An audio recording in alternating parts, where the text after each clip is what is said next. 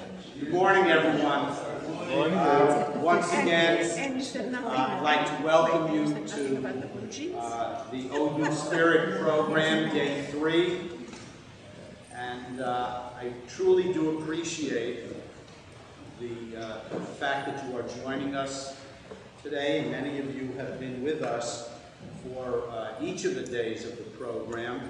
And we hope that you do fill out the evaluation forms, not only specifically about the individual speakers, but if there are any suggestions that you may have for the OU in terms of future programming of these types of events, it would be very, very helpful.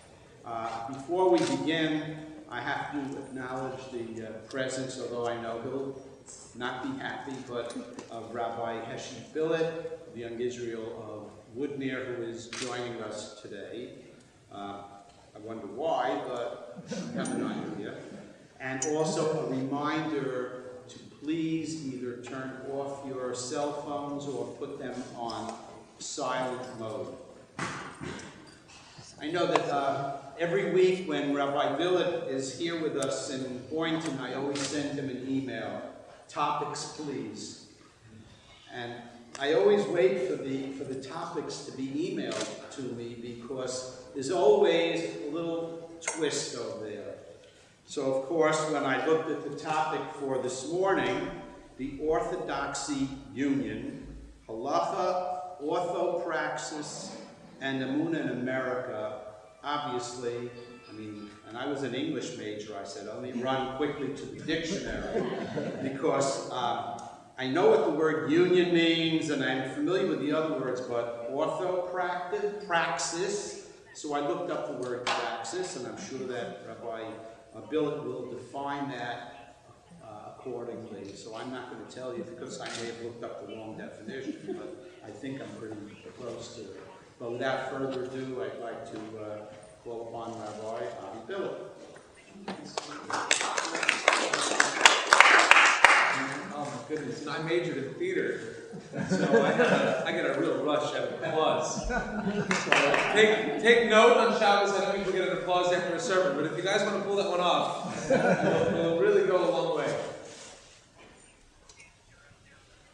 Thank you very much for your introduction. I would say it's an honor to be here. I'm here a lot, so thank God. Okay. One of the more formative moments, or I should say experiences of my life, took place when I was about 21 or 22, I think, when I participated in a program, actually for theater and drama, which was a Spielberg Fellowship program. And what it was a time to train young people, such as I was, who were involved in theater, to teach drama in Jewish camps. And one of the people who I met there at that time was a fellow about around my age, and he grew up in a conservative home in Memphis, Tennessee. And he told me, in the way he explained it, he said, my father grew up Orthodox, my mother grew up Reform, so when they got married, they compromised and they raised me conservative.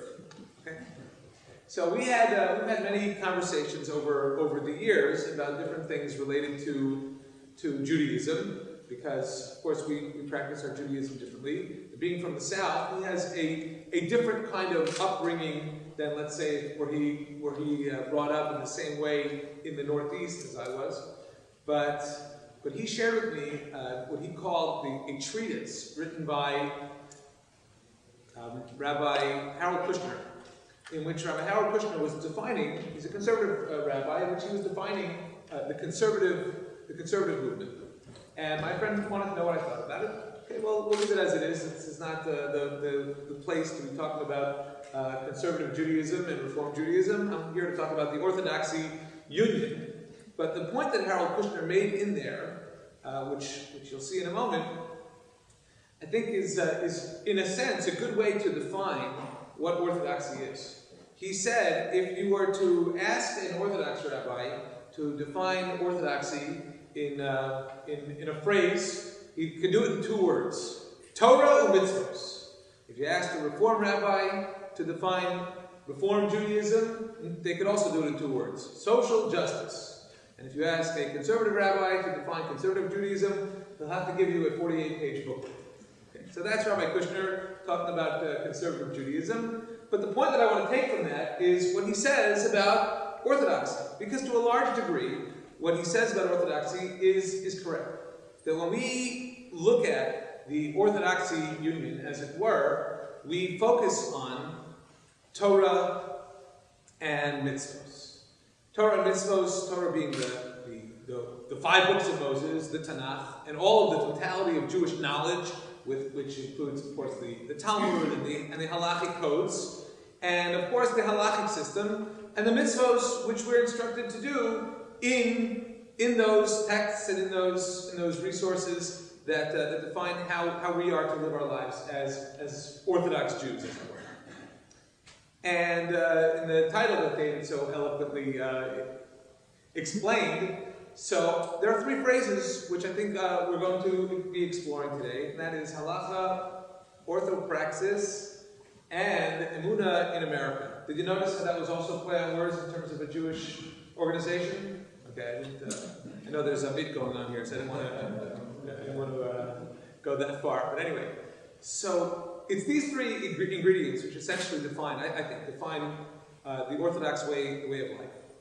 And so I want to take a few moments to go through those in terms of defining them, although I think generally speaking we have a decent grasp on the definition, but to understand how they can inform how we can experience our Judaism, but especially in light of the focus today, which is in the retirement years, how do these different areas of Orthodox practice, how can they be not just informing our experience as Orthodox Jews in retirement years, but enhance our experience as Orthodox Jews in the retirement years. One of the people who wrote a lot and discussed a lot about just appreciating the gestalt, if you will, of Orthodoxy, it was Rabbi Joseph B. Soloveitchik. What would a talk by a YU graduate be like without a few quotes from Rabbi Joseph B. Soloveitchik? So one of his seminal essays that he wrote was The Lonely Man of Faith, in which, of course, the focus is on faith, as it were, in a person's Jewish existence. And in The Lonely Man of Faith, Rabbi Soloveitchik focuses on the first 2 chapters of the Torah and how they depict creation of mankind. And he calls the first chapter a reference to Adam 1, and the second chapter he refers to as Adam 2. And he defines the difference in terms of the way they are depicted. Of course, in the first chapter of the book of Bereshit, the man was created without a name, without really an identity, but he's given a charge, and that is to guard and to protect the Garden of Eden, and to essentially be there as things grow. In the second chapter, the story as we know it, of Adam and Eve, really plays itself out. How Adam is first alone, and how eventually God says this man's alone. He needs a partner in his life, and that partner, of course, is created when he is put to sleep. When he finds, after he wakes up, that he now has a partner, he says, "Oh, beautiful, now I'm no longer alone." So in looking at these 2 Adams, Adam 1 and Adam 2, Rabbi Soloveitchik essentially creates an image of a duality, of how every person has 2 different aspects, what Rabbi Soloveitchik in general would call dialectic, in terms of how we are supposed to approach our lives and more specifically our Jewish lives. So when he looks at Adam 1, he defines Adam 1 as the dynamic and the creative, who uses data to create concepts. The Adam who works the garden and who creates the garden, and who's going to be planting, and who's going to be plowing, and who's going to be doing whatever he needs to do in order to survive. That is Adam 1. But Adam 2 is a very different kind of Adam, because we see his process in terms of the existential challenges which he faces, seeing that he's alone, and therefore how he overcomes in terms of first saying, there's something wrong here. There's something missing in my life. Hey God, how can we fix this one up? How can we create a new reality for myself such that I no longer have to be alone? And so Rabbi Soloveitchik essentially explains that Adam too, his charge is not to be a master over nature, but to be in the service of the Creator. Adam too experiences God intimately and has an experiential closeness to God. Sanctity for Adam too is acquired not through control of the environment, but through control over oneself. And this is achieved not through a work partner, but through a soulmate. These are summaries of Rabbi Soloveitchik's ideas, but essentially that last idea, of course, Adam too is the one who through the process that he goes through, eventually realizes that he's no longer alone when he has his partner in life, Eve, Chava, alongside him. And ideally, this notion of being in partner, being on the one hand in control over oneself, but on the other hand, having this existential relationship with God. So Rabbi Soloveitchik says it's achieved most ideally, and certainly when possible, with the spouse. How can a person overcome one's loneliness? Adam too is the one who begins alone. Unlike Adam 1, Adam 1, we're told in the first chapter of Bereshit that they're Zachar and Nekeva bara Osam, that male and female were created at the same time. This is not a lecture on that topic. There's what to talk about how different are the two chapters and the creation thereof, how they're presented. But beyond that, we see how it's Adam too who starts off alone and realizes that there's something missing, and therefore, through the process of the creation of his wife, he feels a much more close connection to God.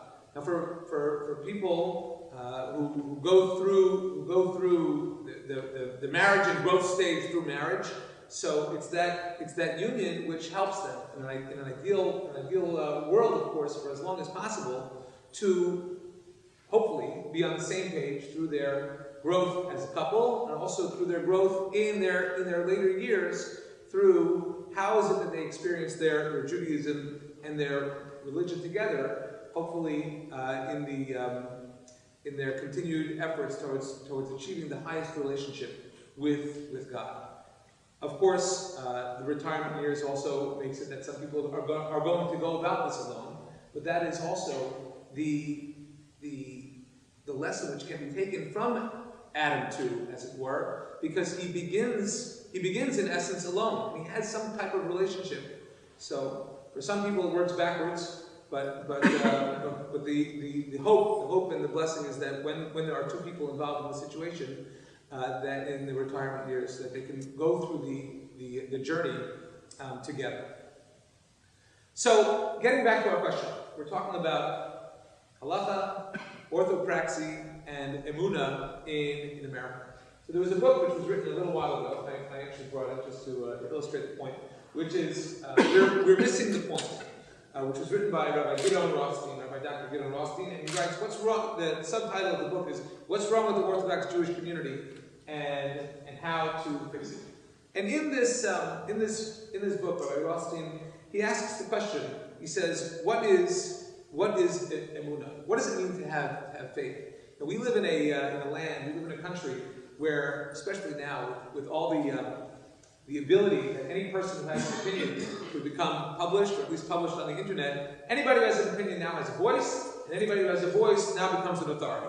So we have people who are extremely cynical, who talk about their atheism or their agnosticism in open terms, and they even so much, I think it was Bill Maher who made a movie a number of years ago called something along the lines of Religulous, where he essentially mocked every religion under the sun, saying that were these religions created today, they would be the most far-fetched and ridiculous notions. And of course, being the satirist that he is, he could certainly paint things in that way. We're coming from a very different perspective. But the question of what is emunah is something what is faith, is something which we need to really challenge ourselves to explore, and were we to come to answers that we can relate to, we would see how much how much of a journey we need to undergo in order to really achieve the pinnacle of what it means to be a person of faith. Even if we just look at some examples from the Torah, and there are many examples in the Torah. One of the more familiar ones, we say Shema on a daily basis. You have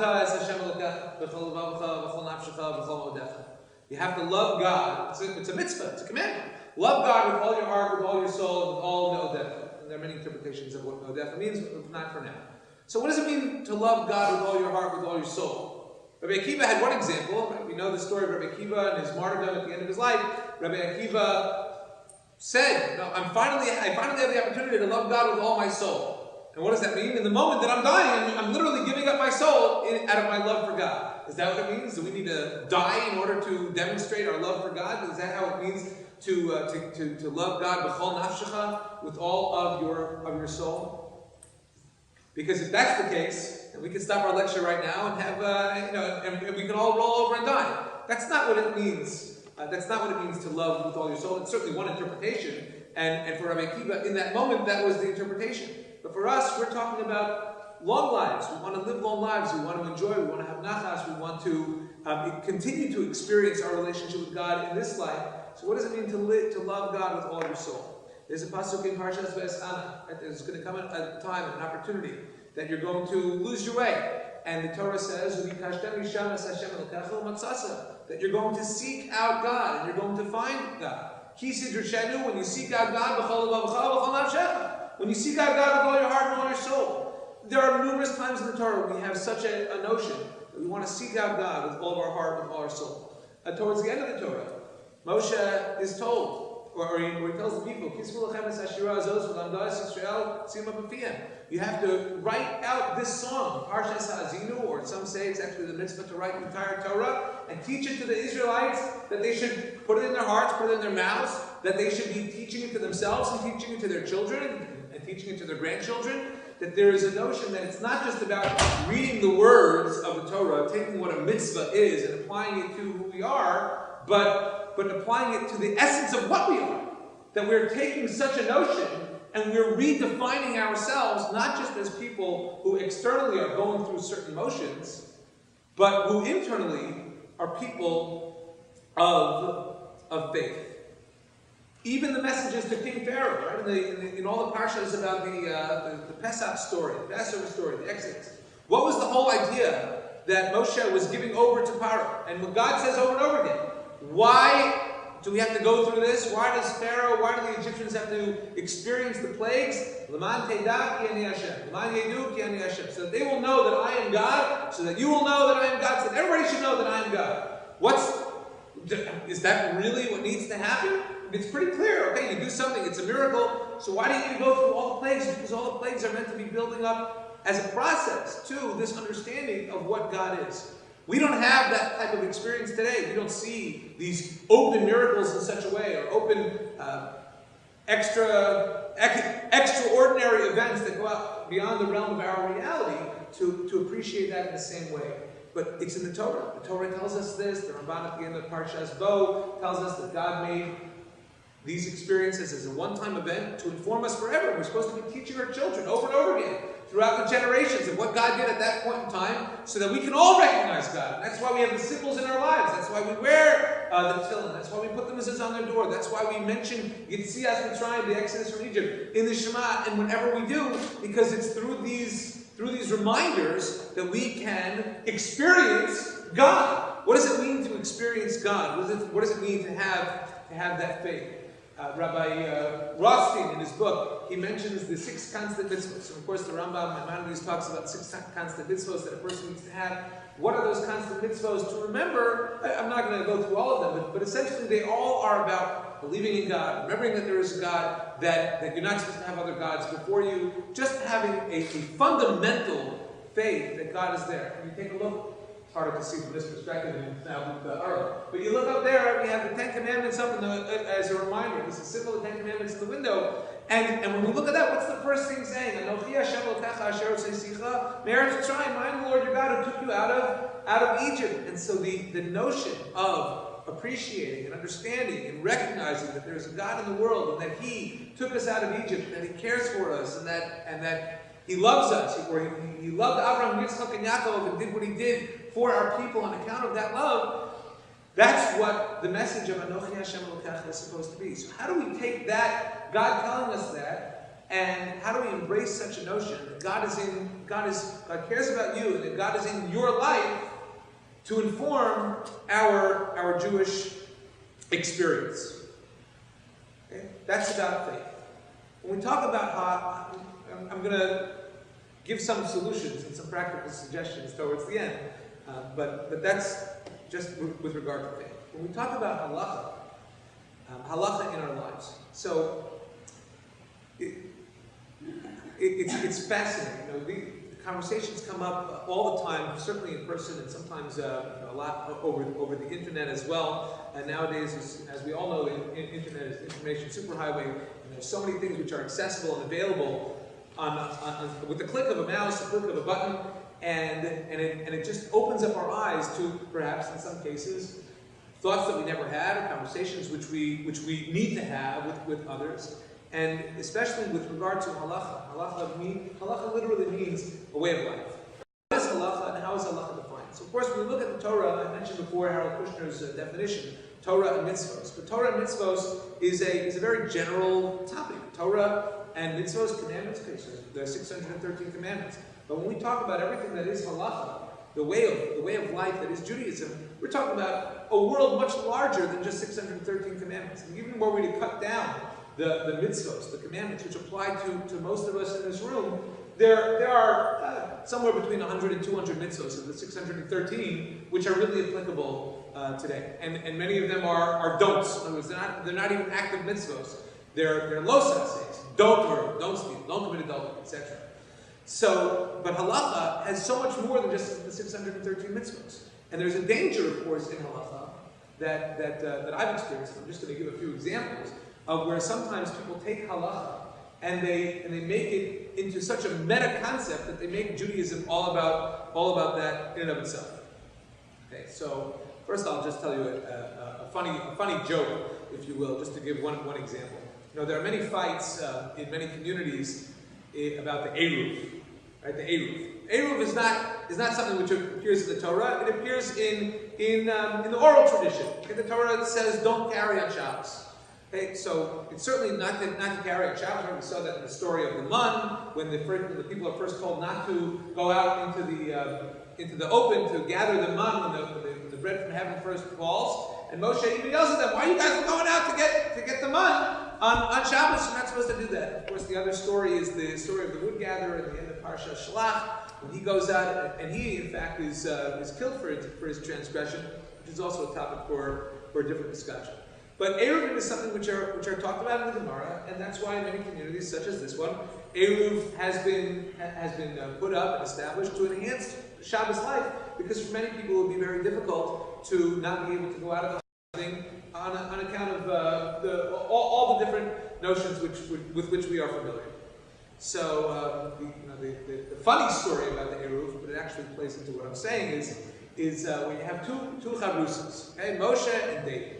And one day David says to Moshe, "Hey Moshe, are you available? I'm finalizing my conversion today, and I'd like you to be one of the witnesses present." So Moshe says to David, "David, what are you talking about? You're one of the firmest people that I know. We've been learning together for 15 years." And David says, I know, but the truth is that I never actually formalized my conversion. I've been going through the learning process, and I really love learning Torah, but I finally decided I'm going to take a jump. I'm going to go for it. So Moshe says, but David, you of all people know, we've learned the Gemara, that a non-Jew, if you're really a non-Jew, you're not supposed to keep Shabbos. And I see you keeping Shabbos to the fullest extent of the law. So David says, that's true, but I'm always carrying my keys in my pocket. So Moshe says, but we have an Eruv. He says, I don't hold by the Eruv. So it's an old joke. I'm sure some of you have heard it before. But the idea of what he's saying is essentially this question that sometimes halacha, people take halacha and the observance of halacha to such a degree that in a sense they worship the halacha and forget about the bigger picture.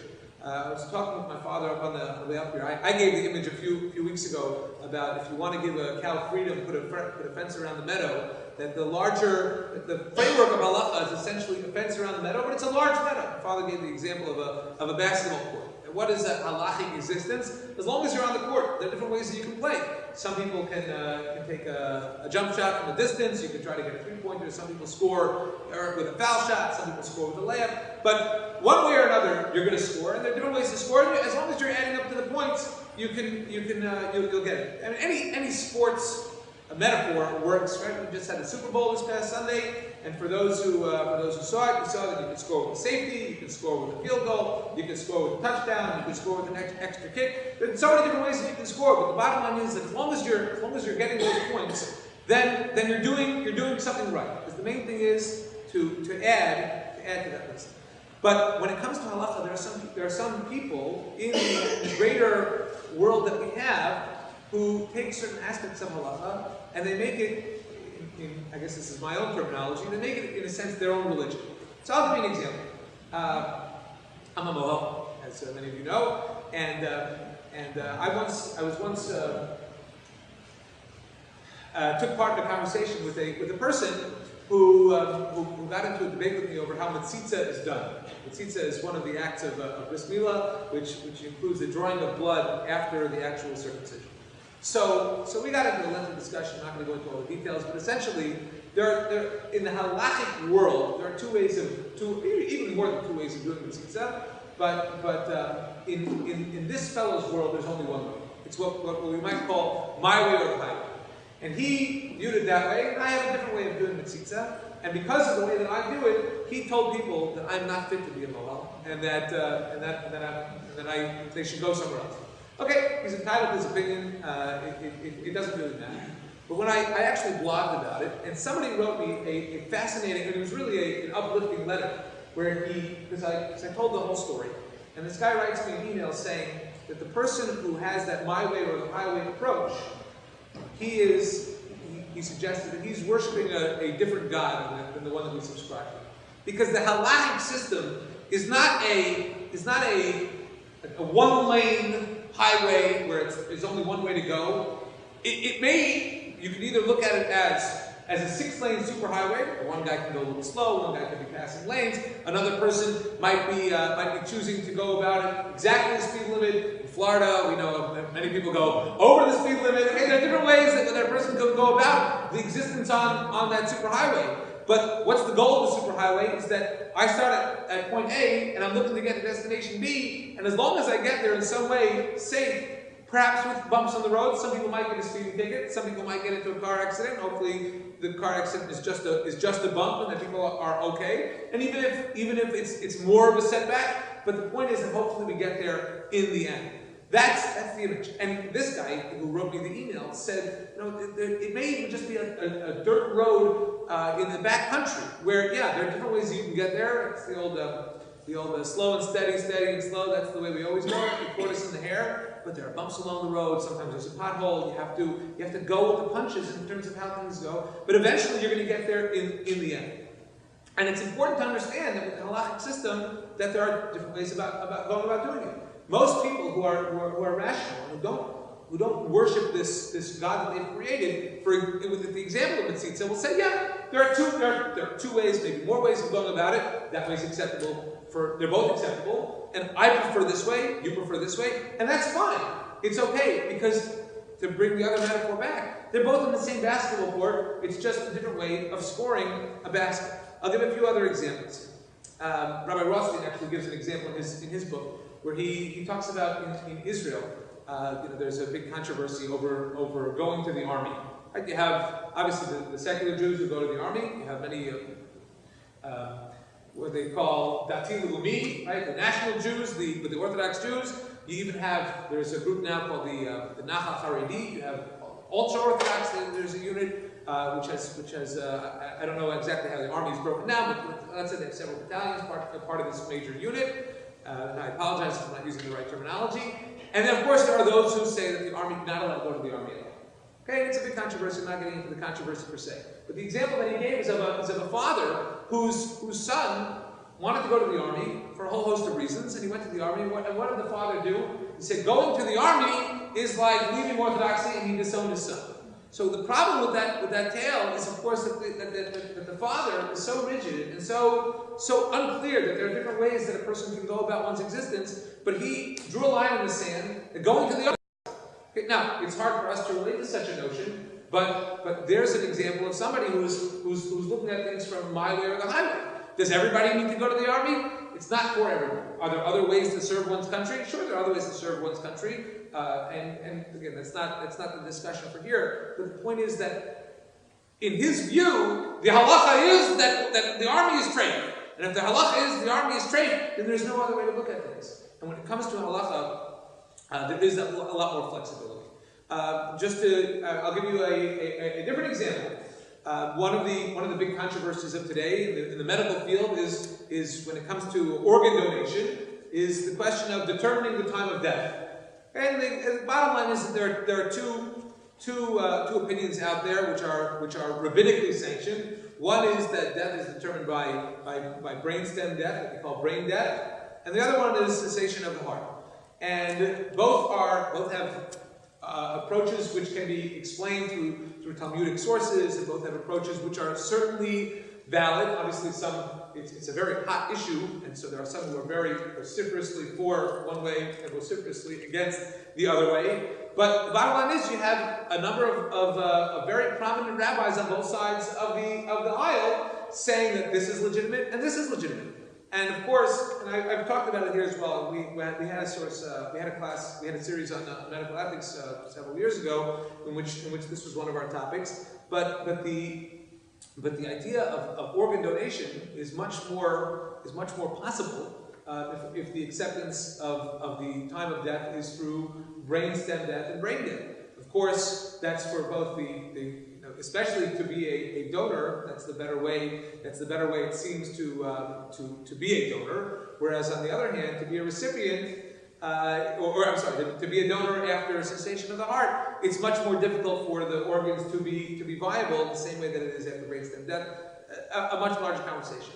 But the point is that for those who are going to be taking a my way or the highway approach, a my way or the highway approach can be very dangerous in the sense of what is it that we're doing in terms of either the person who's going to be becoming the donor, are we guilty of murder for taking out an organ when it's too early, or are we not guilty of murder? Can you only accept organs but not give organs? Well, that's not a very good image to portray to a world that is scrutinizing what we do. But what is halacha? Halacha has that flexibility in the sense that this approach is legitimate, this approach is legitimate, and a person can decide through the help and through the guidance of their rabbi, posek, or however they're going to go about doing this, in terms of figuring out what works for me. Right? There's a halachic organ donor society where they tell people, you take your card and you write on the back of the card, which way do you accept? Which way works for you? Do you subscribe to brainstem death? Do you subscribe to cessation of the heart death? And whichever one you do is what's going to be followed in the event that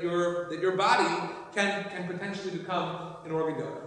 Possibilities, not just my way or the highway. Especially another example, in the early days of the Hasidic movement.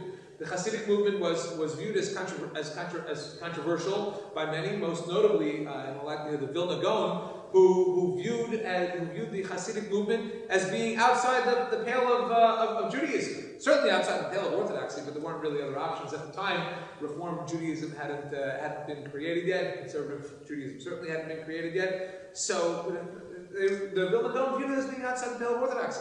Now, would we view that as Hasidism today? I think most of us would look at Hasidism and say, it may be for us, it may not be for us. We may have children or grandchildren who are Hasidic or who are not Hasidic. Okay, there are different options out there. Nobody here would say that Hasidic Jews, perhaps with the exception of the Neturei Karta, I'm not going to go into that now, but that Hasidic Jews are not Orthodox, or that we're not Orthodox because we look differently, because we observe differently, because we live differently.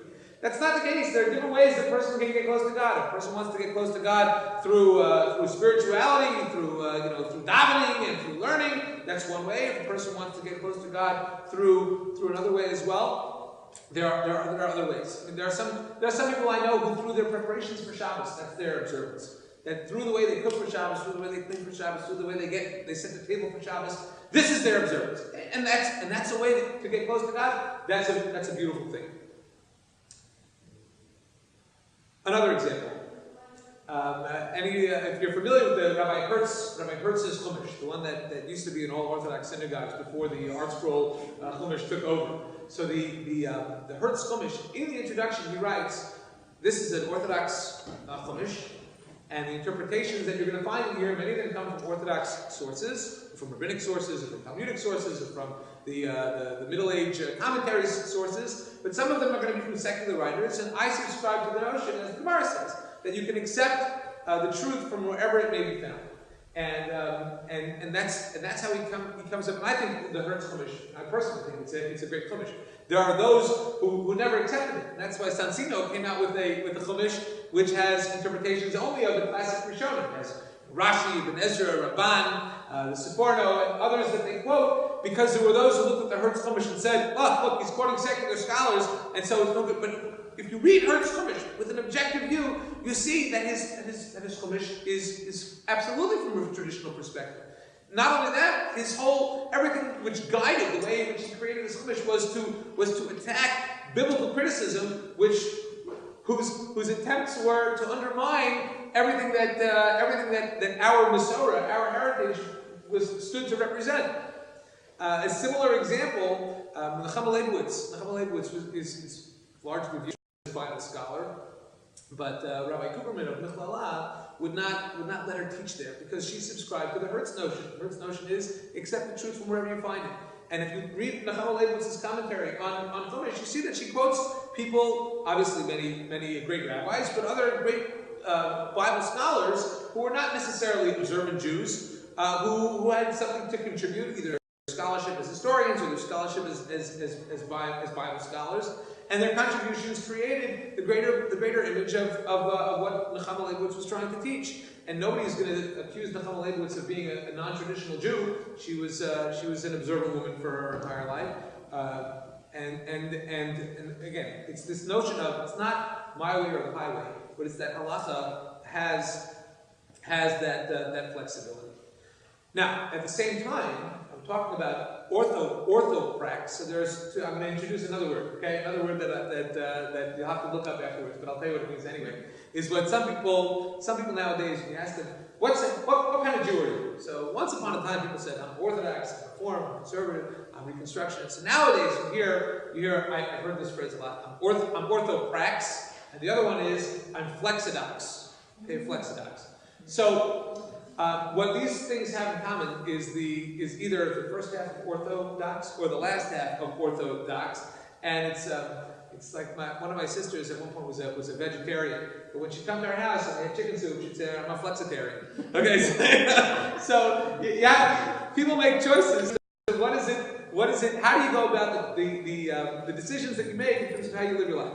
So when it comes to orthoprax, just to define the term, orthoprax is a person who does orthodox practices. Okay, in other words, or things which are. I'll be honest. I went through. I teach kids who go to public school. There's an after-school learning program which I'm involved in.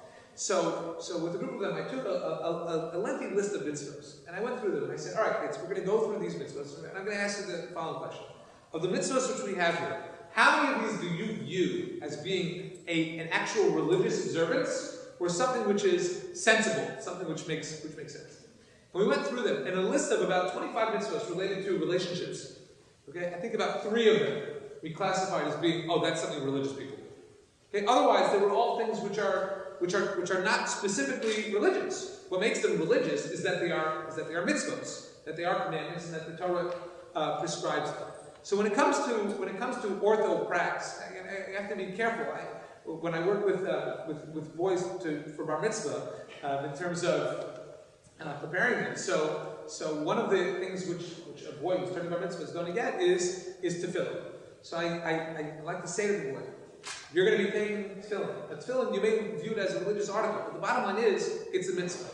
What do you know about the Shema? Oh, Shema, that's saying a mitzvah. That's doing a mitzvah. Okay, so saying Shema is doing a mitzvah. Well, putting on tefillin is doing a mitzvah.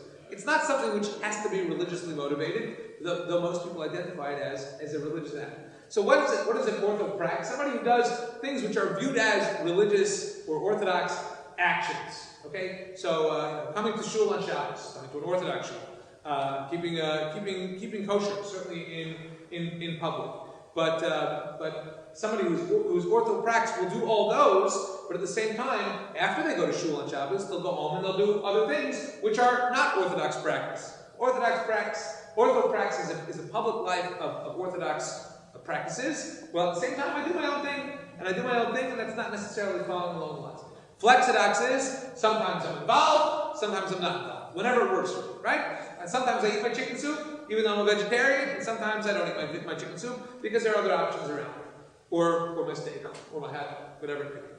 Okay, so, but when it comes to view our existence, getting back to this concept of the orthodoxy union, I feel that we want to shy away from that orthoprax alone and the flexodox alone because we have the opportunity. We live in a time where emunah, or having faith, is not necessarily something which comes easily because of the society in which we live, where everything, nowadays, what's going on. So I saw an article a couple days ago. So the Olympics just started. So a lot of the journalists who are in the Olympics, who are at the Olympics rather, they're taking pictures and they're tweeting and they're Facebooking all the different things which are against American lifestyle, the things which just don't work for them, which are embarrassingly primitive in a hotel or the way things are conducted where the Olympics are, and it's amazing because. There are a few ways we can look at this. One way is, look at how primitive that land is. Another way to look at it is, look how spoiled we are. Look how spoiled we are. I mean, how many people live in a country like the United States of America, where you go to a hotel, and if you don't have, A1 5-star service, you can complain, and not only that, all the time that you spend there, you can get a refund on it. It's ridiculous. Anywhere else, you have to pay for whatever it is that you get. You don't like it, then go somewhere else. But you still have to pay for it. So we're so spoiled in America, and on account of that, it can challenge this concept of, do we really need God? Is God in our life? Is emunah something which we need to focus on?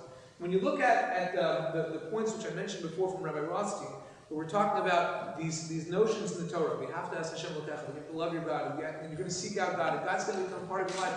So what does that really mean? How can we make that into our reality?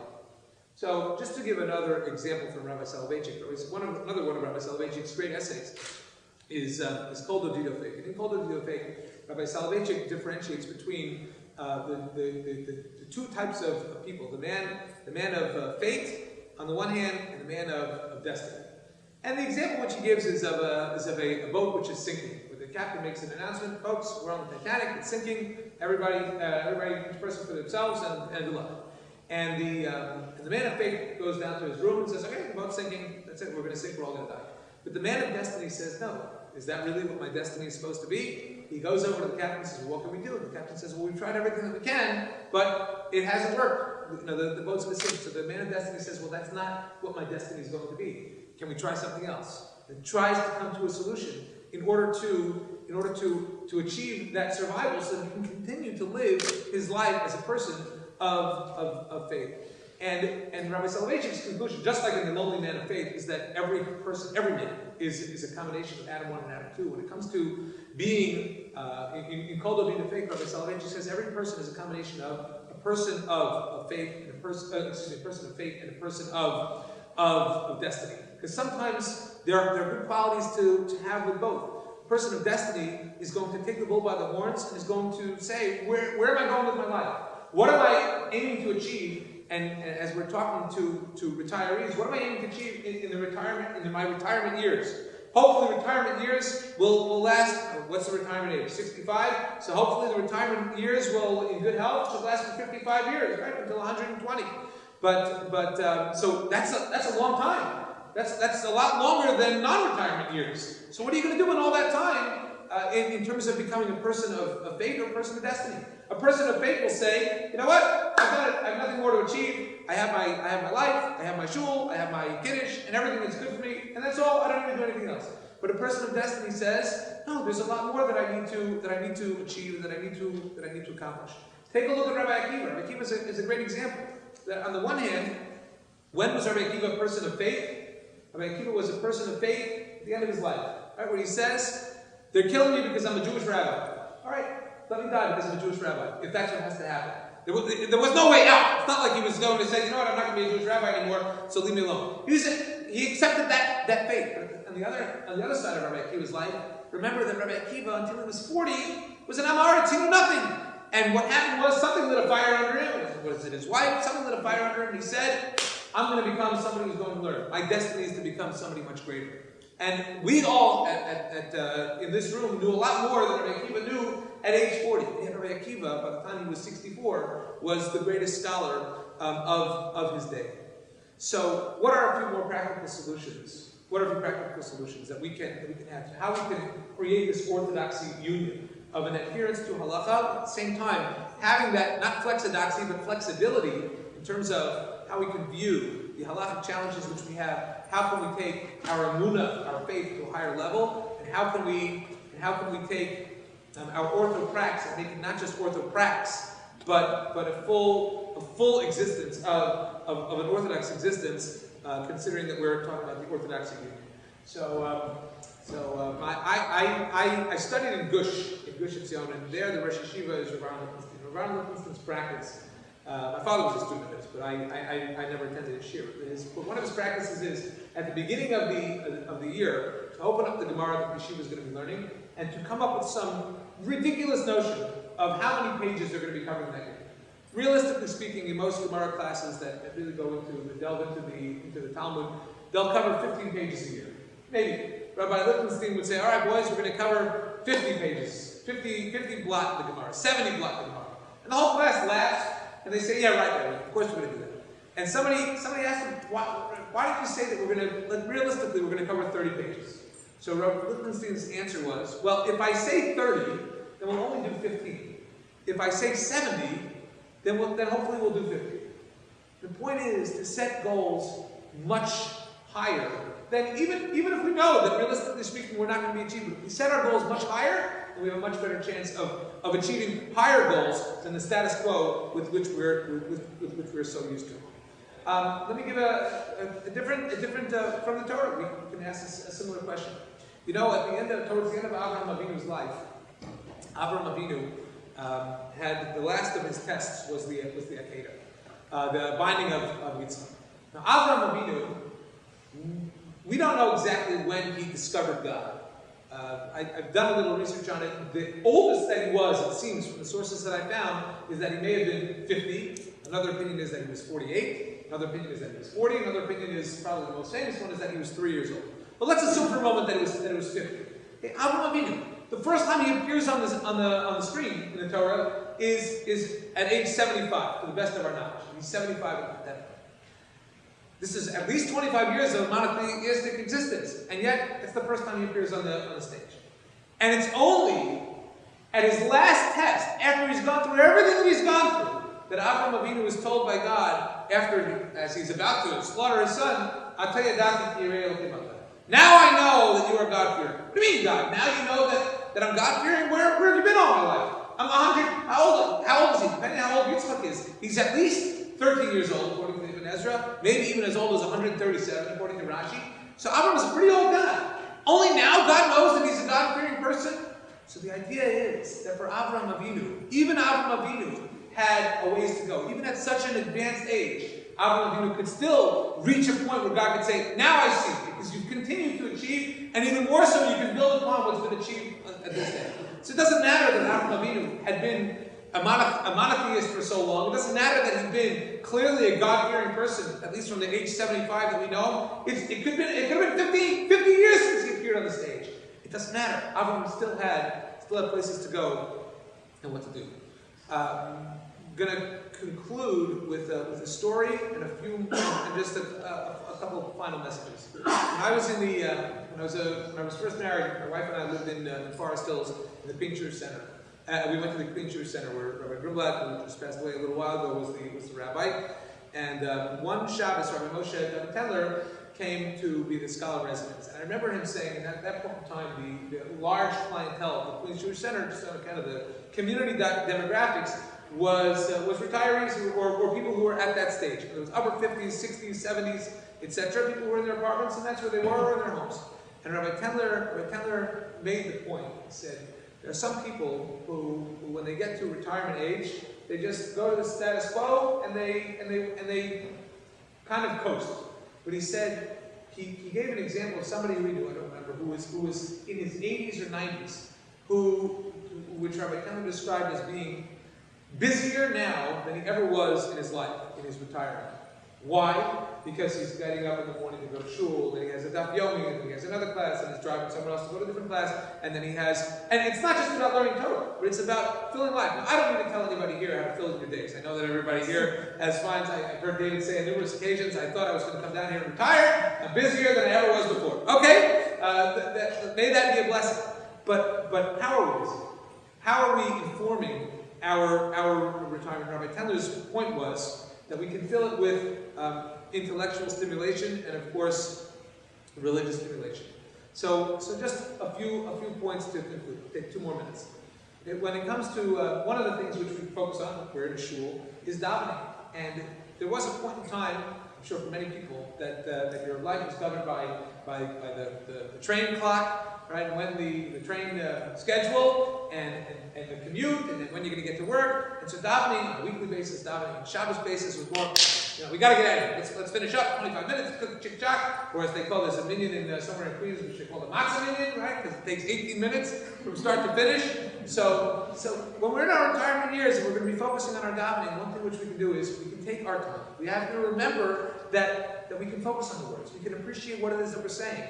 We can, in this orthoprax, we can bring God into our life through having a much more, challenge ourselves to connect with the davening in a significant way. The learning is fairly obvious, to go to the classes, to arrange the classes, to learn with chavrusas, etc. Maybe for some people to go through, there are so many online rabbinic trainings where they don't really ask if you're a man or a woman, by the way. So if you want to go through it with all the classes which they have, you can read, you can learn, you can become the knowledgeable Jew that you are, or that you can become. Just one final thought, and that is this. I heard a lecture, and whyutorah.org is a great resource for learning, by the way. The lectures there, everything's free. They ask for donations, but everything's free. And if you find the person who can be your teacher, it's fantastic. So one of the people I like to listen to is Rabbi David Foreman. Rabbi David Foreman was giving a class about the 10 Commandments, and as an aside, towards the end, as he talks about how the 10 Commandments and what does it mean to love God with all your heart, with all your soul, and how we have to learn teaching of Rabbi Akiva is so important. And he said that he was once talking to a bunch of bachrim at a yeshiva, right? Young man at a yeshiva. He said to them, "Why do you get so excited at a wedding?" He heard crickets in the room. "Why do you dance so much at a wedding?" No answer. He said, "Guys, if you don't know why you're getting excited or what the simcha is at a wedding, and it's great that you get into it, but then there's something very wrong with what you're doing." And I think that message, certainly about the wedding, but about anything we're doing, is if we don't know why we're coming to shul, if we don't know why we're coming to a lecture, if we don't really know what's informing the existence which we have, then that's our challenge. What does it mean to be a person of faith? To really to seek out God and to make God part of my existence, to understand what God is. Okay, what does it mean that God fills the world? What does it mean that God fills my life? What does it mean that God informs my existence? These are challenges, and they're not easy questions or easy answers. But there are works that we can read, whether it's Musar works or whether it's just having deep philosophical conversations with friends, just to find out how every person relates to such an idea. These are things which we can do in our retirement years because we have the time, because we can delve deeper, because we can challenge one another, and especially those who have that partner in life and who have the ability to have those conversations. How can we raise our own observance, if you will, but our relationship with the divine in these retirement years? You didn't have the time when you were full-time working. You didn't have the time when you had that 2-hour commute. But now you have the time to have these deep thoughts, to ask the deep questions. This is how I think that we can combine together this orthodoxy unity, where we have a commitment to halacha, understanding that there are different ways we can be on the basketball court. That commitment not just to orthoprax, but to making the orthoprax inform who we are as people. And of course, the commitment to finding what it means to have that emunah, that faith in God. And what does it mean to look forward to these retirement years, and even to look forward to the unknown of the great beyond. That's something which we can prepare for. Does death, for example, need to be scary, or is it something that we just don't really understand? And if we can have a better understanding and appreciation for it, because it's going to happen to everybody one day, well, how does that inform my emunah in this day and age and how I relate to God? Do I view it as something which I'm going to fear, or is it something which I can embrace? Think about Rabbi Akiva. In the moment of his death, he says, now I can finally achieve that. May we be blessed to be able to achieve what Rabbi Akiva achieved at the end of his life, that through our halachic observance, our orthodoxy observance, and our emunah, our faith in God, that we could achieve the best of that orthodoxy union, which defines our lives as Jews in the 21st century. Amen.